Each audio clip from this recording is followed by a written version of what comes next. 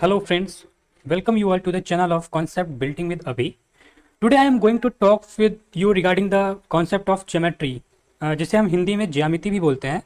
अब ज्यामिति जो चैप्टर है ये आपको आपके एकेडमिक्स में आप अगर 9th 10th में है या 8th 7th में भी आपको पढ़ाया जाता है ये चैप्टर, और ये आपको आपके किसी भी टीचिंग से रिलेटेड एग्जाम्स आप दे रहे हैं, चाहे आप सीटेट की बात करें, यूपी टेट की बात करें या किसी भी स्टेट टेट की बात करें, तो वहाँ पे आपको इससे रिलेटेड जो है क्वेश्चंस आते हैं। अब ज्यामिति क्या होता है? ज्यामिति में आपका जितने भी शेप्स होते हैं वो इसके अंदर इंक्लूड होंगे, या शेप्स में बनने वाले जो एंगल्स होते हैं वो इंक्लूड होते हैं। तो हम यहाँ पे बेसिक से स्टार्ट करने वाले हैं ज्यामिति, धीरे धीरे हम इस चैप्टर को कंप्लीट करेंगे।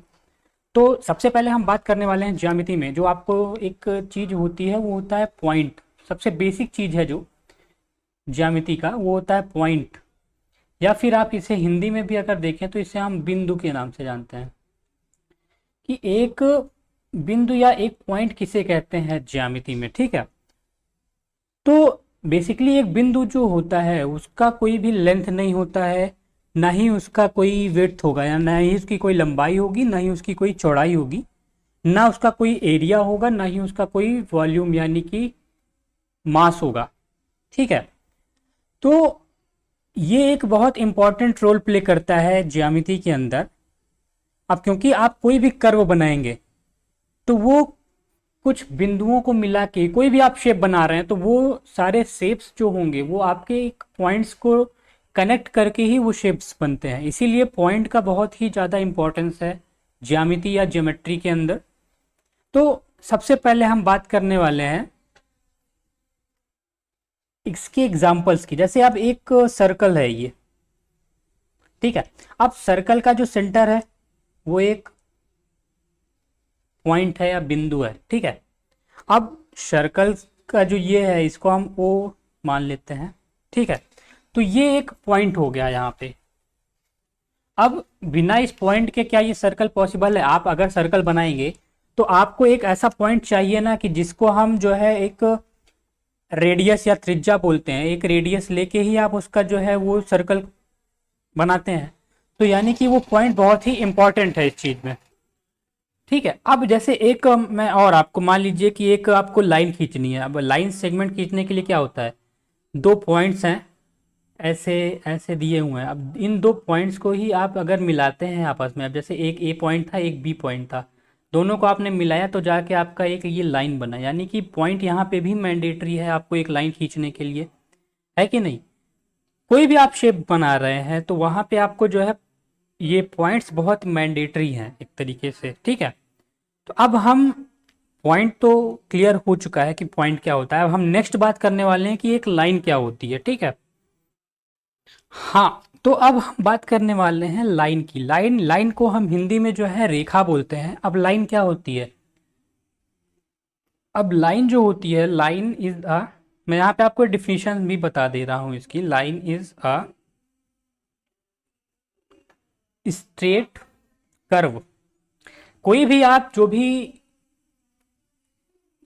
साइन बना रहे हैं या कोई भी आप शेप बना रहे हैं वो बेसिकली एक कर्व बोला जाता है।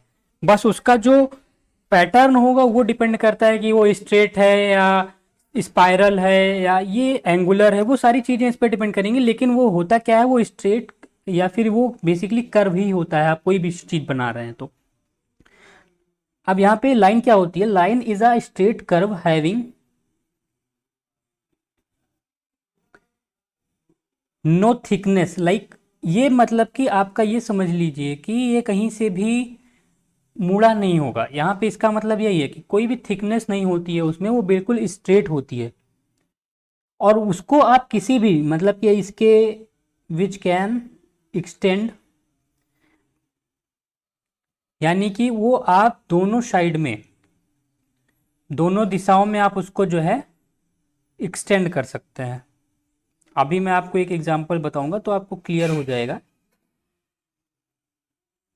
ठीक है, अब जैसे आपको दो पॉइंट दिए गए थे P एंड Q। ठीक है, और फिर आपको बोला गया कि आपको ये P एंड Q पॉइंट को मिलाते हुए एक लाइन बनानी है। तो लाइन कैसी होगी? हमने क्या समझा कि लाइन जो होगा वो ऑलवेज एक स्ट्रेट होगा। ठीक है, ये हो गई। और ये ये तीर मैंने इसलिए यहाँ पे ये एरो का साइन इसलिए बनाया कि ये जो है आप लाइन जो होती है वो यहीं, ऐसा नहीं है कि केवल इस साइड में ही बढ़ेगी या इसी साइड में बढ़ेगी, ये आप दोनों साइड में आप इंक्रीज कर सकते हैं। लाइन यहाँ तक भी जा सकती है और इधर भी हो सकती है लाइन। ठीक है, तो आप किसी भी डायरेक्शन में उस लाइन को जो है बढ़ा सकते हैं। बेसिकली ये एक लाइन का आप बोल सकते हैं कि ये इसका एक कैरेक्टरिस्टिक है कि ये दोनों तरीके से आप बढ़ा सकते हैं। अब दूसरा नेक्स्ट जो आएगा हमारा वो होगा लाइन सेगमेंट। ठीक है, अब हम नेक्स्ट बात करने वाले हैं लाइन सेगमेंट की। अब लाइन सेगमेंट क्या है, जैसा कि ये पता है आपको कि ये लाइन लिखा हुआ तो यानी कि लाइन से रिलेटेड है। अब लाइन को हम बोलते हैं रेखा हिंदी में, और सेगमेंट हो जाएगा खंड, यानी कि रेखा खंड। अब जैसे नाम से ही लग रहा है आपको कि ये आपकी जो लाइन होती है उसी का एक छोटा पार्ट होता है, इसीलिए हम इसे रेखा खंड बोलते हैं। ठीक है, अब जैसे ये आपकी एक लाइन थी, जैसा मैंने पिछले एग्जाम्पल में आपको दिया कि ये एक लाइन है, सपोज करिए पी क्यू। ठीक है, अब इसी में से आपका एक रेखाखंड, अब लाइन जो होगी वो दोनों तरफ से एक्सटेंड हो सकती है। ठीक है, लेकिन जो रेखाखंड होता है यानी कि जो लाइन सेगमेंट होगा वो एक डेफिनेट, उसकी जो लेंथ होगी वो डेफिनेट होगी। मान लीजिए आपसे ये बोला जाता है कि ये एक लाइन है, इसमें से आपको 3 सेंटीमीटर्स का रेखाखंड बनाइए। तो ये यानी कि यहाँ पे क्या है कि उसका जो लेंथ है वो डेफिनेट है, यानी कि निश्चित है। अब 3 सेंटीमीटर का जो आप रेखाखंड बनाएंगे वो सिमिलर ऐसे बना देंगे, पी क्यू पॉइंट के साथ में 3 सेंटीमीटर का आपने एक रेखाखंड खींच दिया।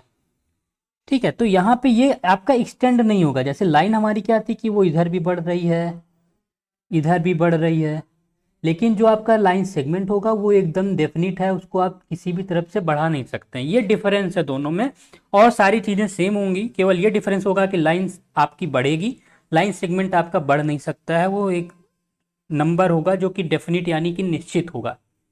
ठीक है, आई होप आपको ये चीज़ क्लियर हुई होगी। अब हम नेक्स्ट बात करने वाले हैं, अब नेक्स्ट हम बात करने वाले हैं इंटरसेक्टिंग लाइन। इंटरसेक्टिंग मतलब आप समझ रहे हैं कि इंटरसेक्ट का मतलब है कि जो एक दूसरे को किसी एक पॉइंट पे काटती हैं। ठीक है, इंटरसेक्टिंग लाइंस, ये आपकी जो इंटरसेक्टिंग लाइंस होंगी बेसिकली वो ऐसा हो गया। अब सपोज करिए कि आपको दो लाइंस दी गई हैं, एक लाइन है आपकी P एंड Q, ये एक लाइन दी गई थी आपको, एक लाइन आपको दिया गया A एंड B। ठीक है, अब आपको ये बोला गया कि अगर P एंड Q दोनों एक दूसरे को इंटरसेक्ट करते हैं किसी एक पॉइंट पे, तो इंटरसेक्ट जैसे ही बोलता है कि इंटरसेक्ट करते हैं किसी एक पॉइंट पे, तो आपको बेसिकली ये दोनों लाइंस, मान लीजिए एक लाइन ये है, एक लाइन ये है, ये आपकी P एंड Q हो गई, ये आपकी A एंड B हो गई। यानी कि जो ये आपका पॉइंट आएगा ये आपका इंटरसेक्टिंग पॉइंट होगा, इसको आप इंटरसेक्टिंग पॉइंट बोलेंगे। ठीक है, इंटरसेक्टिंग पॉइंट। और क्योंकि ये दूसरे एक दूसरे को एक पॉइंट पे काट रही हैं, इसीलिए ये दोनों लाइंस जो होंगी वो इंटरसेक्टिंग लाइंस होंगी। ठीक है, ये दो अलग अलग लाइन थी, जब एक दूसरे के ऊपर काटती हैं तो ये इंटरसेक्टिंग लाइंस बोली जाती हैं।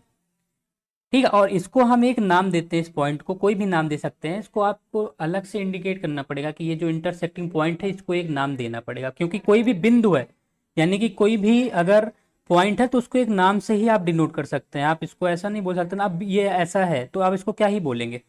लेकिन अगर आप इसको कोई नाम दे देते हैं ABCD कुछ भी, तो आप बोल सकते हैं ना कि पॉइंट A।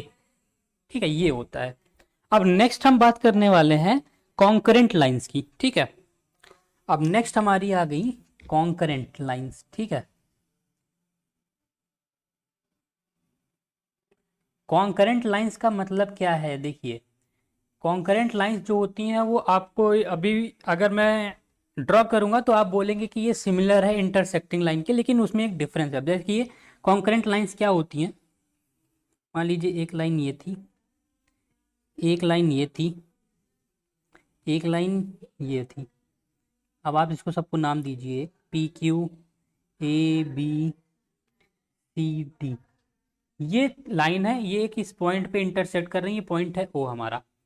अब आप बोलेंगे कि ये तो एक दूसरे को इंटरसेक्ट कर रही हैं, तो ये इंटरसेक्टिंग लाइन होनी चाहिए, लेकिन नहीं, ऐसा नहीं है। इंटरसेक्टिंग लाइन में क्या होगा कि हमेशा इंटरसेक्टिंग लाइन केवल दो लाइंस अगर होती हैं तभी हम उसको इंटरसेक्टिंग लाइन बोलेंगे। अगर दो से ज़्यादा होती हैं, यहाँ पे तीन लाइन है या एक और आप ड्रॉ कर दीजिए, तीन या तीन से ज़्यादा जब भी हो जाएंगी, तो वो जो है आपका ई एंड एफ दे दीजिए आप इसको नाम।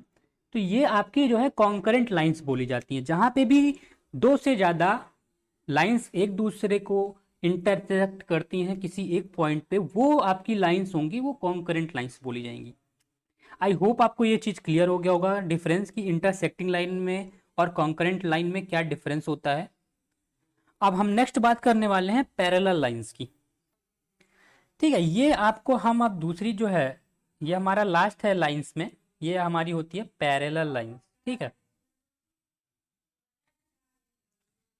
पैरेलल लाइंस, पैरेलल लाइंस को आप हिंदी में अगर बात करें तो समांतर रेखाएं बोलते हैं।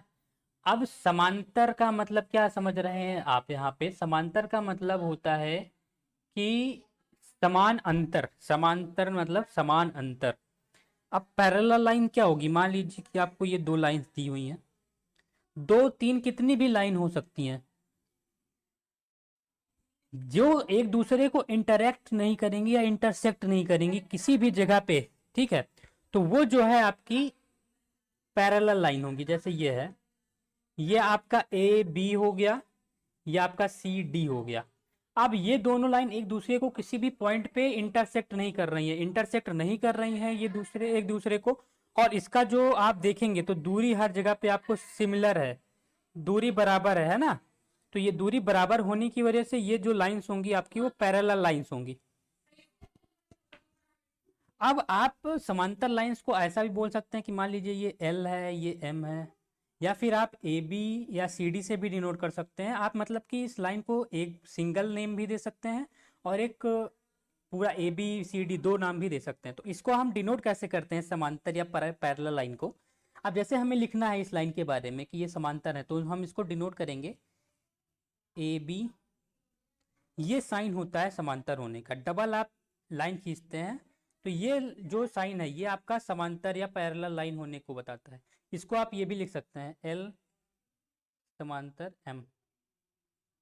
ठीक है, तो ये जो साइन है ये आपका ये दर्शाता है कि ये लाइंस जो हैं वो पैरेलल हैं या फिर समांतर है। ठीक है, आई होप आपको ये सारे क्लियर होंगे। आज हमने ज्यामिति यानी कि ज्योमेट्री में बात किया है लाइंस के बारे में। नेक्स्ट हम डिस्कस करने वाले हैं एंगल्स के बारे में, एंगल्स और एंगल्स के टाइप। आपको पता होगा कि एंगल क्या होता है, तो हम उसको बताएंगे आपको नेक्स्ट टॉपिक में। तो नेक्स्ट वीडियो ज़रूर आप देखिएगा। ठीक है, इसी के साथ मैं वीडियो को यहाँ पे समाप्त करता हूँ।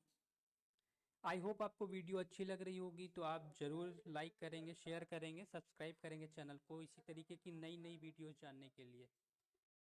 ठीक है, थैंक यू सो मच।